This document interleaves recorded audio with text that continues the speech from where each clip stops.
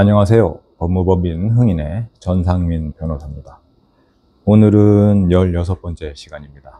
오늘은 많은 운전자분들이 잘 알고 있다고 생각하시지만은 정작은 제대로 잘 이해하지 못하고 계신 교통사고 처리 특례법에 대해서 말씀드리고자 합니다. 특히 이 법에는 12대 중과실이라는 것이 유명하죠. 그래서 12대 중과실 이렇게 말은 하는데 이게 정확히 뭘 의미하는 것인지 오늘 이 시간에 자세히 한번 설명 드려보겠습니다.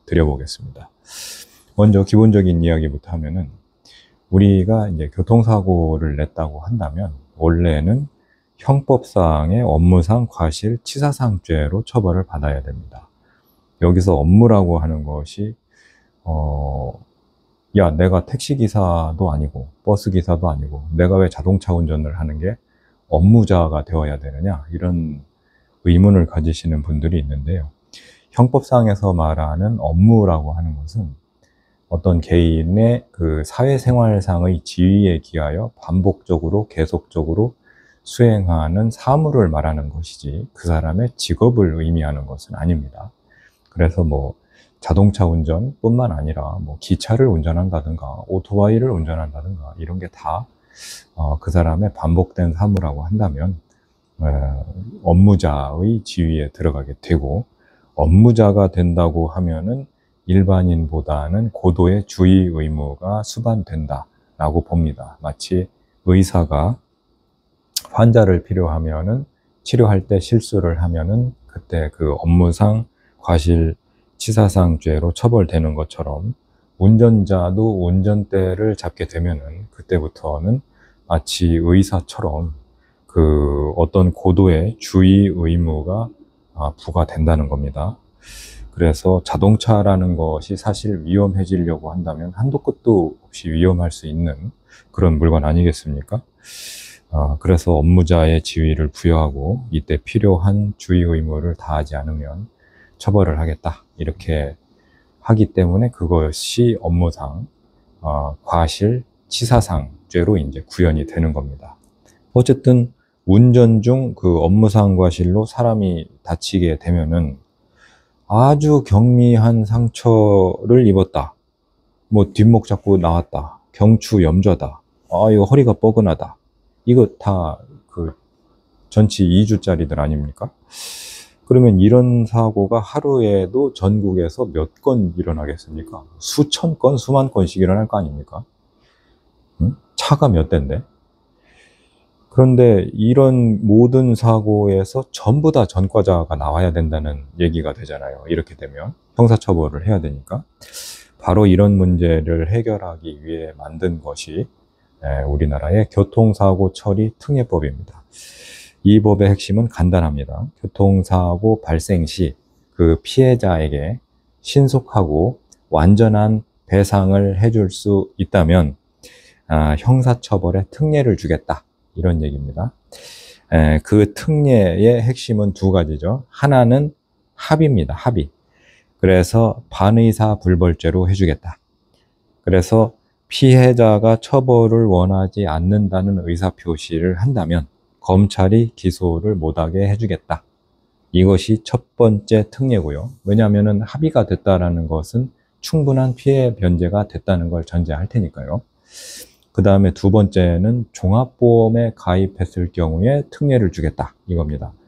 교통사고를 일으킨 사람이 책임보험을 넘어서 대인배상 1을 넘어서서 대인배상 2까지 종합보험에 가입을 했다면 어차피 피해자에 대해서는 완전하고도 신속한 보상이 이루어질 거 아닙니까?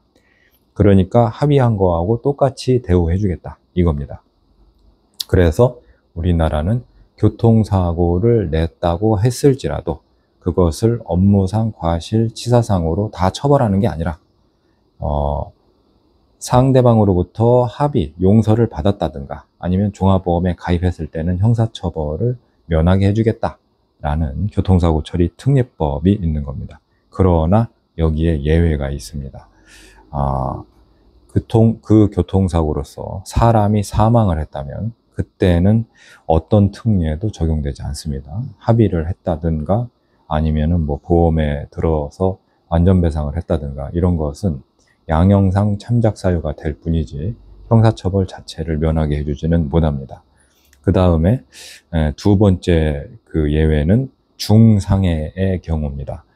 이 중상해의 경우는 한 발은 그 처벌, 한 발은 특례에 걸치고 있는 건데, 종합보험만 들은 경우에는 특례를 적용 안 해주지만, 합의가 이루어졌을 경우에는 반의사불벌의 특례는 해주겠다.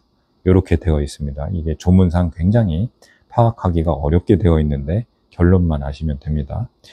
여기서 중상해라고 하는 것은 피해자가 이 교통사고로 그 생명에 대한 위험이 발생했거나 불구 또는 불치 또는 난치의 질병을 얻게 된 경우를 말합니다. 그러니까 뭐 뇌출혈이 생겨갖고 뭐 반신마비가 됐다거나 식물인간이 됐다거나 뭐 이제 이런 경우를 말하는 거죠. 그 다음에 팔 하나, 다리 하나가 떨어져 나갔다든가 이런 경우들을 말합니다. 자, 이런 경우에는 특례 대상이 아니고요. 그 다음에 이제 특례 대상의 본격적인 예외인 12대 중과실이라는 게 있습니다. 오늘 살펴보실 핵심이 바로 이거죠.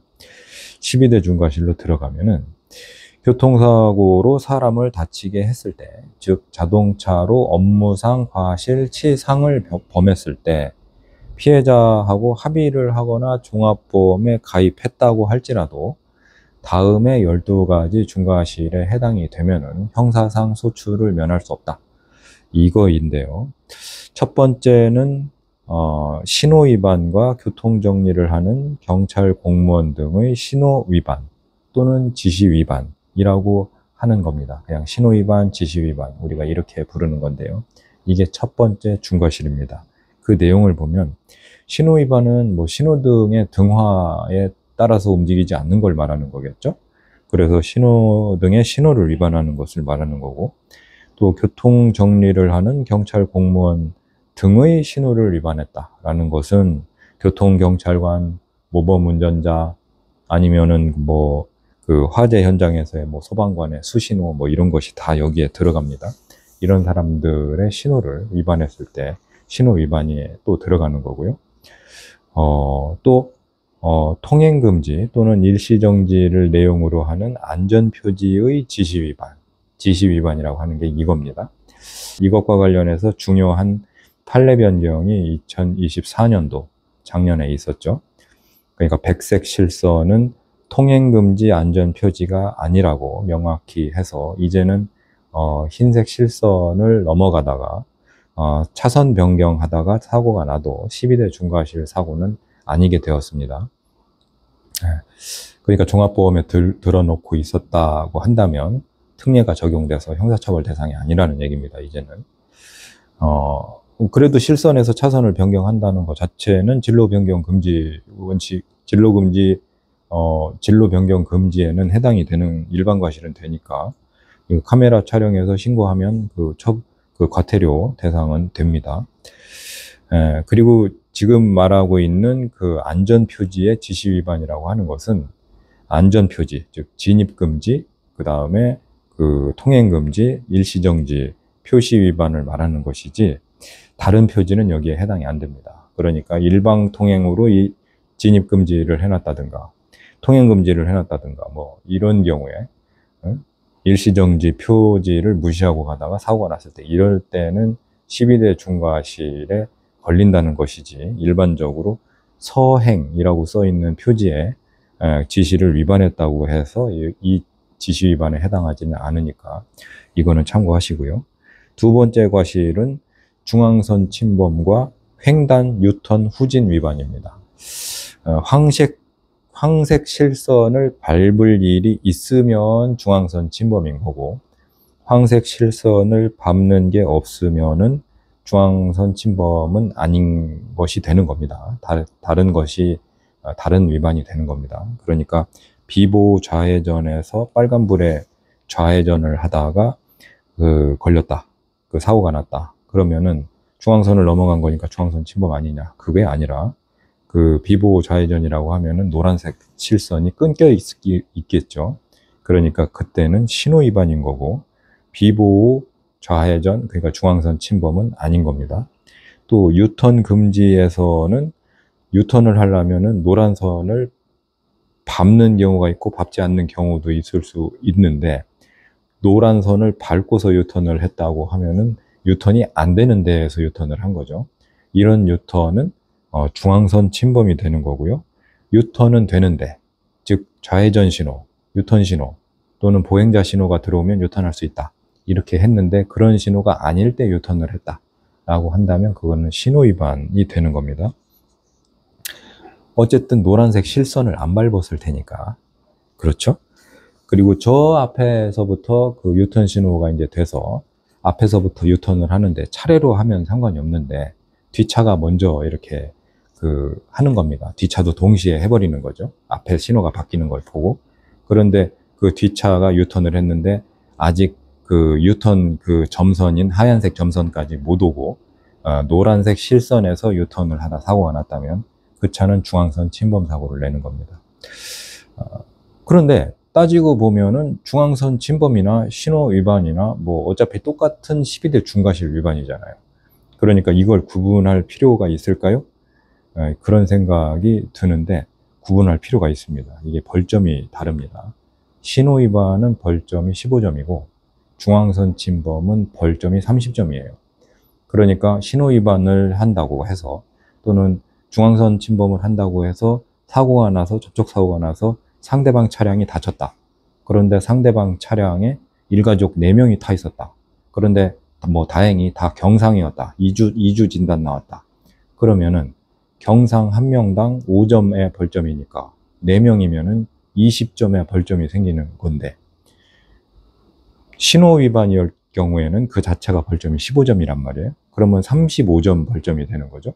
그런데 중앙선 위반이라고 하면 벌점이 30점이에요. 그러니까 합치면은 벌점이 50점이 되는 거예요. 30점 플러스 20점이니까. 이렇게 되면은 50일간 면허 정지입니다. 40일부터는 면허 정지니까. 그러니까 똑같은 사고를 내고도 형사처벌뿐만 아니라 그 면허 정지도 50일 동안 또 받아야 되죠. 그러니까 이게 차이점이 있고 어떤 유형에 해당하는지도 따져봐야 되는 거예요. 이 12대 중과실의 벌점은 서로 다 다릅니다. 이게 저 밑에 뭐 음주운전은 말할 것도 없고요. 또 후진이라고 하는 것도 이제 여기에서 말하는 12대 중과실에 해당하는데, 동네 뭐 골목길 후진사고 같은 거 말고요. 아니면 일반 우리 도로 후진사고 말고요. 자동차 전용 도로, 고속도로에서의 후진사고를 말하는 겁니다. 그리고 세 번째, 제한속도 20km 초과의 과속이 중과실로 또 지적되어 있는데, 만약에 60km가 제한 시속이면 20km를 초과해야 되니까 81km부터 그 중과실에 해당하는 겁니다. 80km는 중과실은 아닙니다. 네 번째 중과실로는 앞지르기 방법, 앞지르기 금지 시기, 앞지르기 금지 장소 위반 이런 게 있고, 그 다음에 끼어들기 금지 위반 이렇게 규정이 되어 있는데, 앞지르기 방법 위반이라는 것은 앞지르기는 우리 그 진행하는 차량의 좌측으로 해야 되는 거죠.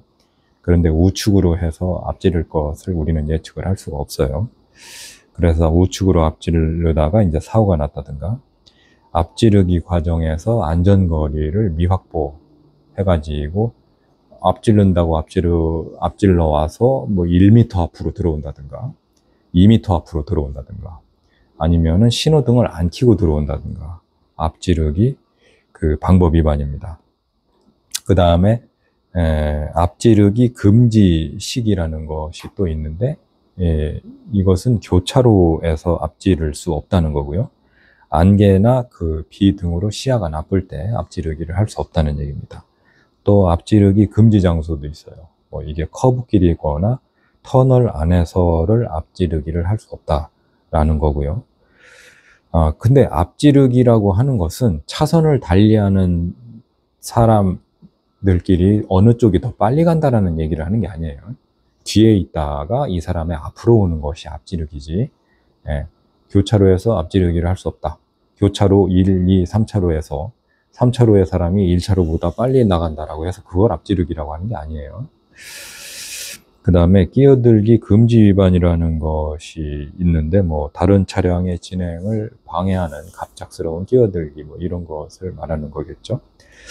5번째 중과실입니다. 철길 건널목 통과 방법 위반. 오늘날에는 뭐 건널목 자체를 만날 일이 없으니까 별로 중요하진 않지만 일시정지해야 된다는 그런 얘기고요. 6번째, 횡단보도에서의 보행자 보호 의무 위반인데, 이게 되게 추상적이잖아요. 보행자 보호 의무 위반이라는 게 다른 뜻이 아니라 횡단보도에 보행자가 있을 때는 일시 정지해야 된다는 뜻입니다. 빨간불인데 누군가 건너가고 있다. 저 사람은 법 위반을 했으니까 내가 쳐도 됩니까? 뭐 이랬을 때 교특법 위반일까요? 교특법 위반은 아닙니다. 살인죄입니다, 이건. 그래서 횡단보도 앞에서는 서행하고 횡단보도 앞에서 또 앞지르게 하면 안 되고, 이런 것들을 중과실로 잡고 있습니다. 그런데 이것과 관련해서 이제 최근 우리가 귀에 딱지가 않도록 듣는 게 이제 우회전하는 방법인데요. 이거 들으면 알 것 같고 안 들으면 잊어버릴 것 같고 잊어먹는 것 같고 뭐 그러지 않습니까? 그래서 여러 가지 경우의 수를 따지는데요. 한마디로 정리를 제가 해드릴 테니까 자세히 들어보세요. 우리가 우회전을 할 때 두 개의 횡단보도를 만나게 되잖아요. 앞에 하나 있는 거하고 우회전을 하고 난 다음에 만나는 거, 두 개를 만나게 되는데, 중요한 거는 보행자가 있느냐 없느냐예요. 보행자가 있느냐 없느냐를 염두에 두고 운전을 하시면 돼요. 색깔이 뭔지를 따지려고 하지 마세요. 색깔이 뭐라고 해서 우리는 사람을 칠 수 있는 권한이 있는 게 아니에요. 색깔을 따지려고 하지 마세요. 내가 우회전을 하려고 하면은 지금 내가 지나가려는 이 차선, 내가 지금 진행 표시가 적색이냐 녹색이냐 이걸 따지고 앉아 있고, 넘어갔더니 저기에 횡단보도가 녹색이냐 적색이냐를 놓고 따지고 막 이렇게 하거든요. 그게 중요한 게 아니에요. 횡단보도에 사람이 있냐 없냐, 뛰는 사람이 있냐 없냐, 뛰어들려고 하는 사람이 있냐 없냐, 그것만 보시라고요. 사람을 보십시오. 사람만 보시면 됩니다. 색깔은 하나도 중요하지 않습니다. 어떤 색깔로도 면책이 안 됩니다, 우리는.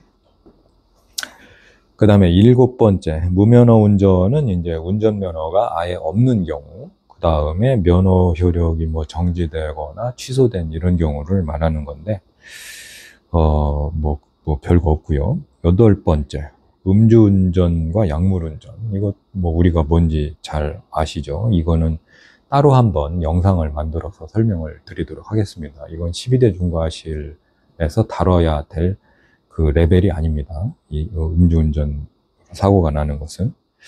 그 다음에 9번째는 보도침범과 보도횡단방법 위반 중과실입니다. 보도침범이라는 것은 인도로 차량이 올라오거나 거기에 주차를 해놓는 거예요.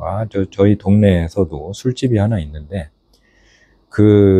마땅한 주차 장소가 없으니까 인도 위에 차량을 이렇게 올라오게 하는 경우가 있는데 아주 짜증납니다, 정말.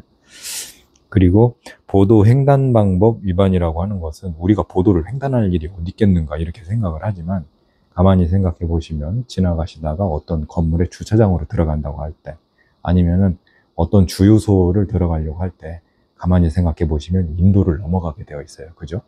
이랬을 때 일시 정지를 해야 된다라는 뜻이에요. 그 다음에 10번째 중과실은 승객 추락 방지 의무 위반 중과실이라는 건데, 승객이라는 말 자체에서 뭐 아시겠지만 버스, 택시, 뭐 승합차, 여객을 운송하는 차량을 전제로 하고 있는 거고요. 뭐 완전히 타기 전에 또는 완전히 내리기 전에 뭐 출발하는 그런 상황을 말하는 겁니다.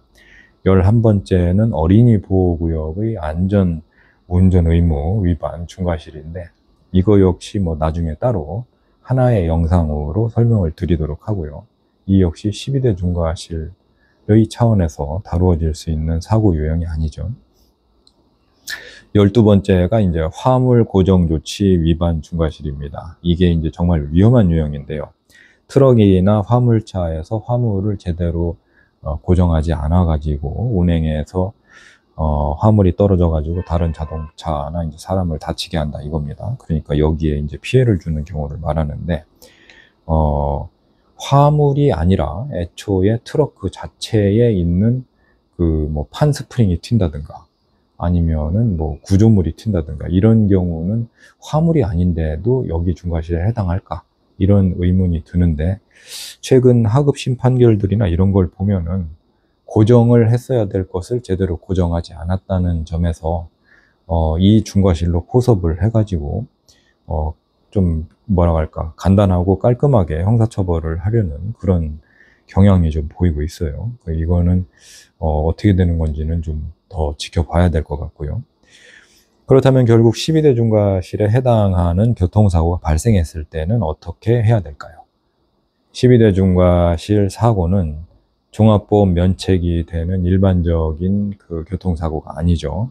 그래서 경찰 조사부터 검찰 수사, 그 다음에 상황의 경중에 따라서 재판까지 올라가게 되어 있는데, 형사재판을 혼자 받으시려고 해서는 안 되고요. 전문가의 도움을 꼭 받으시기를 권해드리고요. 또 따질 건 따져봐야 되거든요. 12대 중과실에 해당한다 이렇게 그냥 단순히 받아들이실 게 아니라, 예를 들어서 무면허로 차를 몰고 나왔어요. 그래서는 안 되지만, 그런데 뒷차가 와서 쾅 박는 바람에 그 탄성으로 밀려나가서 다른 차하고 부딪혔다. 그래서 저 차가 다쳤다. 그러면은 12대 중과실 사고는 아닌 거죠. 무면허 운전 죄책만 지면 되니까 그런 걸 좀 따져봐야 될 상황이 있고요. 요 앞전에서도 제가 중앙선 침범으로 그 형사처벌을 받았던 분을 항소심에서 파기 무죄, 파기 공소기각을 받았던 사례를 설명드린 게 있으니까 시간이 되시는 분들은 그것도 한번 살펴보시기 바랍니다. 근데 어쨌든 이런 일들을 처리하려면 사실 돈이 많이 듭니다. 변호사 비용은 변호사 비용이지만 특히 합의를 봐야 된다라고 한다면 정말로 큰 돈이 들거든요. 합의를 보거나 합의가 안 돼서 공탁을 해야 되는 상황이 온다고 하면 정말 난감하고요. 벌금이 나온다고 해도 그 벌금도 작지 않아요. 굉장히 큰 벌금이 나오기 때문에 꼭 대비를 하셔야 되는데, 이런 것들을 대비하는 운전자 보험들이 요새 나와요. 그래서 운전자 보험은 제가 생각했을 때는 의료보험이나 의료 실손보험 다음 가는 보험 중에서는 가장 중요한 보험이라는 생각이 들 정도예요. 정말로 큰 돈 들어갑니다. 교통사고 났을 때. 자동차 보험 안 들고 뭐 넘어갈 수 있는 것은 고사하고 운전자 보험 이것도 안 들어서는 절대 안 됩니다. 이거 꼭 드시고요. 결론적으로 말씀드리면은 교통사고 처리 특례법이라는 것은 우리를 보호해주는 법이지만 12대 중과실이라는 예외가 있다는 것을 명확히 알아두시고요. 이런 사고에 대비해서 적절한 보험을 꼭 들어두세요. 그리고 사고가 발생해서 형사 절차가 개시되었다면 전문가의 도움을 또 받으시라는 말씀 드리고요. 무엇보다 중요한 것은 예방이죠. 12대 중과실이라는 거 지금까지 쭉 읊어드렸지만 사실 따지고 보면은 전부 다 기본적인 교통법규입니다. 신호 지켜라, 과속하지 마라, 네? 그 다음에 서행해라, 뭐 이런 거. 자, 오늘은 12대 중과실을 필두로 한 교통사고 처리 특례법에 대해서 알아봤고요. 다음 시간에도 유익한 정보로 다시 찾아뵙겠습니다. 영상이 도움이 되셨을 수밖에 없으니까 구독과 좋아요 꼭 부탁드리겠습니다. 그러면 다음 시간에 다시 뵙겠습니다.